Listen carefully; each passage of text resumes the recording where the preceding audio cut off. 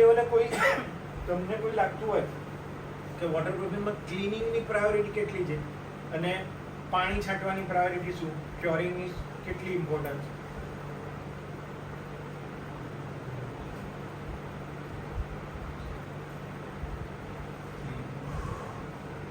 એટલે પ્રાયોરિટી એટલે cleaning proper કરેલું હોય અને પછી આપણે પાણી છાંટીને ચેક કરી શકીએ કે આમાં લીકેજ છે કે નથી, પહેલાથી આપણે ખબર પડી જાય તો આપણે પછી એમાં જે પ્રોસેસ કરવાની હોય એ આપણે કમ્પ્લીટ કરી શકીએ, એનું વધારે ધ્યાન આપી શકીએ. અને જેમાં ના હોય અને એમાં ક્યાંક મારે થોડું વધારે કે ઉમેરીને 2 કોટના બદલે 3 કોટ આપણા પૈસાથી કેટલા વારમાં કરવું તો આપણે એ કરી કઢાય, કાં તો ક્લાયન્ટને કહીને કરી શકે તો ભવિષ્યમાં એટલું નુકસાન ઓછું થાય, ટેન્શન ઓછું થાય, એનું કામ બગડે નહીં અને આપણી સાથે. બીજું, આપણે વોટરપ્રૂફિંગ કર્યા પછી ક્યોરિંગની કેટલી જરૂર, ક્યોરિંગનો શું ફાયદો?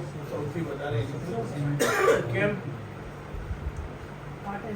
સિમેન્ટ ફાટે નહીં. સિમેન્ટ છે ને સિંકેબલ હોય એટલે તરત જ ક્રેક કરે છે. હમણાં હું વચ્ચે બોલ્યો કે જેવું અત્યારે કેમિકલ્સ આયા, કોમ્પોઝિશન જે રીતે બને, ફ્લાય એશ ને આ તે ને એમાં આપણે બધામાં બધા ઇન્ટિગ્રલ વોટરપ્રૂફિંગ નાખતા ગયા, રિટાર્ડર નાખતા ગયા, એનાથી ઊંધું કર્યું. લગન પહેલા છૂટાછેડા કરી કાઢ્યા કારણ કે આરએનસી આવી ગયું એટલે 30 મિનિટમાં એ સેટ થાય, એ 45 મિનિટ પછી આવે અને પછી ભેગું થાય એટલે ત્યાં સુધીમાં એની બધી કેમિકલ કમ્પોઝિશનની બધી સ્ટ્રક્ચર હોય ને ઇન્ટરનલ એ બધી ઊંધી સધી થઈ ગઈ, બરોબર? અને પછી એને મેચ કરે એટલે તરત ક્રેક કરે. એટલે ક્યોરિંગ આપણે ના કરીએ ને અને સારું વોટરપ્રૂફિંગ કરીએ તો લીકેજ થવાના ચાન્સીસ વધે.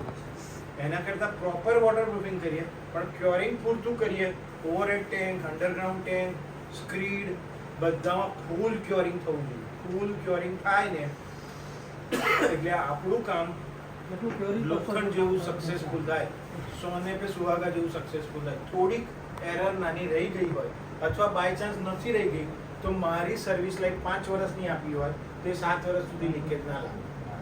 એટલે અલ્ટિમેટલી આપણો ગોલ જે હોય કે ક્લાયન્ટને એના સપનાનું ઘર મળે, ક્લાયન્ટને નહીં એન્ડ યુઝરને, તો ક્લાયન્ટે ખુશ, એન્ડ યુઝર ખુશ, તો આપણા ખાતામાં બાય ડિફોલ્ટ કર્મના સિદ્ધાંત પ્રમાણે છે ને નેક્સ્ટ લેવલની પૈસા મળે કે ના મળે, ખુશી અને હેલ્થની બધી વસ્તુ ઘણી સરસ મળે. એના માટે પીસ મળે અને પીસ મળે અને અલ્ટિમેટલી આપણો પર્પસ શું હોય કે મને આટલા પૈસા મળશે કે હું ઘર લઈશ તો મને મજા આવશે, મજા આવશે પછી શું થશે, ખુશ થઈશ, ખુશ થશે પછી શું થશે, એકદમ આનંદ થઈ જશે.